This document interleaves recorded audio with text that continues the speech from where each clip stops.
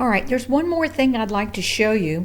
And if you're in your Google Drive, here I went back to my Google Drive, there's a gear up here. And if you click on the gear and go to settings, there are two settings I want to show you.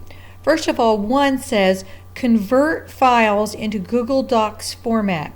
If you don't have that checked, then count the files that you upload will count against the storage maximum, and they will not be converted. They'll be left in Word format. So you can work completely in Word format, but I would recommend you do the conversion. The other thing is there is an option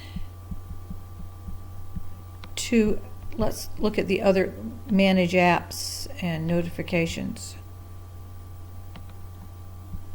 I guess, oh, here's the other option. It's right under the convert uploaded files to format offline.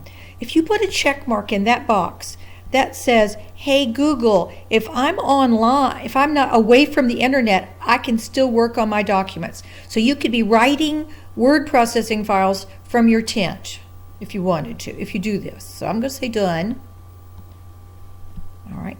Then when you open your document, there's an option, file and make available offline. So not all your files will be available offline, but only the ones you select. So maybe you go downtown, you select the ones you want to be able to work on offline, but then when you go away from the internet, you can still do this. It seems weird, but you can open a browser, go to google.com, click on the 9 dots, and go to your Google Drive, find the files that you want, and you can work on them. Then it'll save the file on your computer, but then when you get near the internet again, it'll automatically sync it so the right version will be available online and you'll be able to see it on your computer. So that protects you.